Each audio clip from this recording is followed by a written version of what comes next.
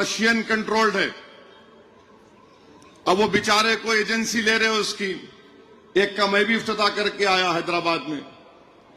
अब Nayara company Russian है, अगर वो तेल लेकर आएगी भारत को तो ट्रम्प बोल रहा मैं टैरिफ लगा दूंगा।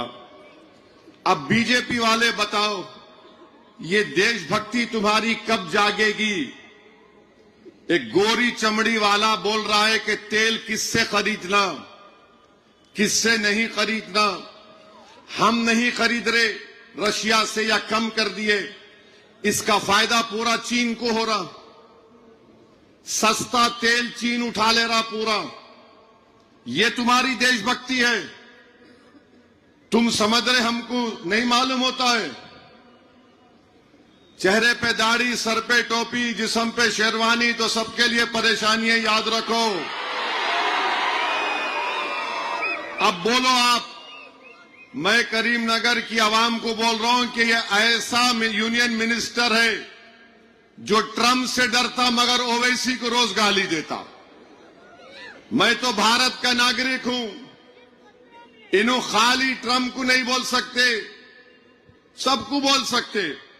अब ये इसमें बता दो आप। अब दूसरा इनके ऊपर एक और सवाल, इन्हों नहीं समझते, मेरे को मालूम इनके ऊपर से जा रहा,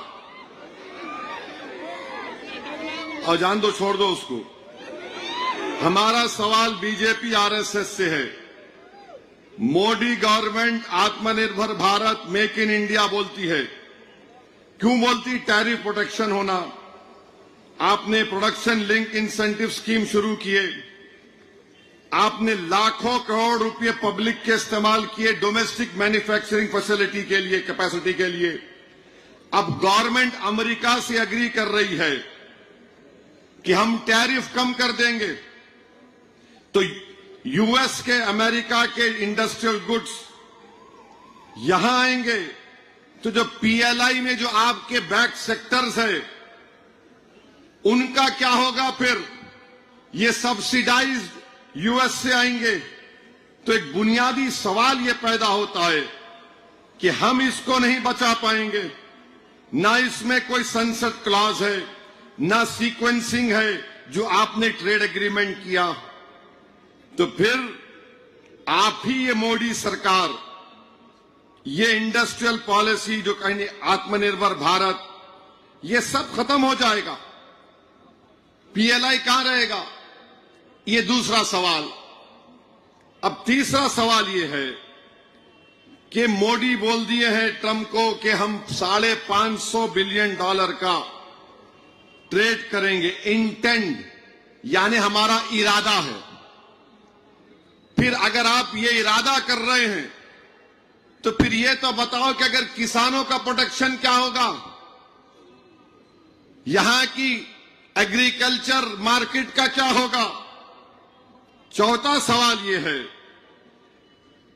यहां से सामान जाएगा तो 18%, वहां से आएगा तो व्हाइट हाउस की जो मीडिया की एडवाइजर है या जो भी बोलिए स्पोक्स पर्सन है, वो कह रही है कि India will reduce it to 0%। यानी मैं भी जाऊंगा तो 18%, वहां से आएगा तो 0।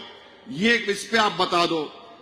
पांचवा सवाल मेरा ये है कि एक रिटायर्ड आर्मी चीफ ने अपनी किताब लिखी, किताब में उन्होंने ये लिखा कि चीन की फौज लद्दाख में आ गई।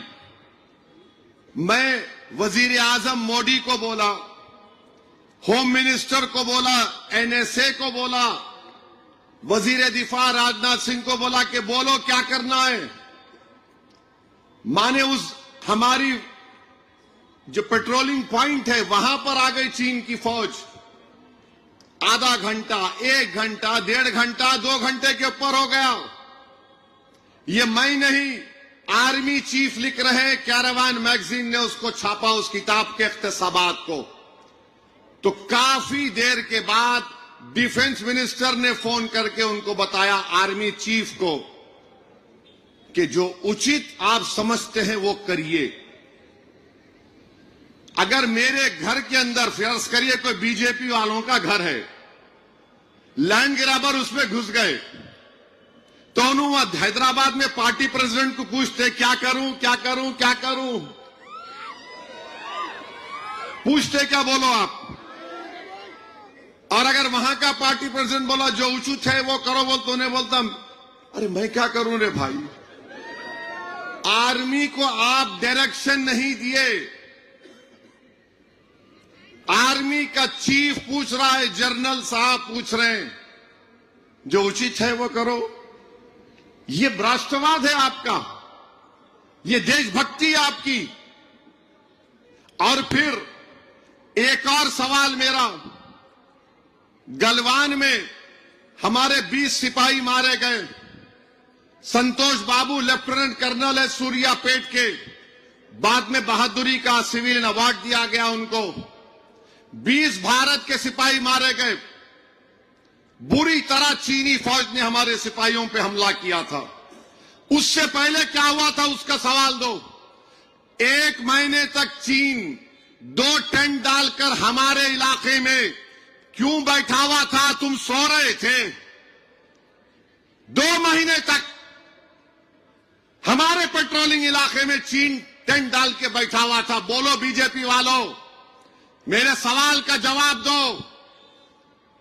चीन फौज घुस के बैठी हुई थी, संतोष बाबू को यह काम दिया गया था कि निकालो टेंट को, हटाओ वहां से। तुम क्या कर रहे थे, कौन जिम्मेदार है उसका। मेरे अजीज दोस्तों और बुजुर्गों, कोई जवाब नहीं आएगा, सन्नाटा है। बीजेपी आरएसएस, हमारी मरकजी हुकूमत चीन के खिलाफ एक बात बोलने से घबराती है और फिर बफर जोन बना दिए। अब बफर जोन क्या है बताता हूं मैं आपको।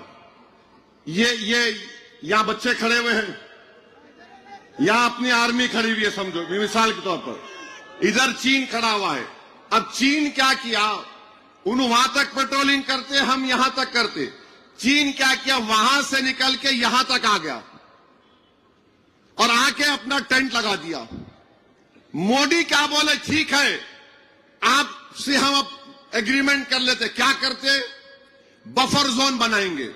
तो चीन क्या बोला, बफर जोन वो होगा जहां पर हम हैं वहां से 5 किलोमीटर तक बफर जोन, यानी आप यहां तक आ गए उन्हों हमारे इलाके में, अब इन्हों बोल रहे बस ये बफर जोन है। अरे वहां जाना ना उन्हें, नहीं आप जमीन दे दिए।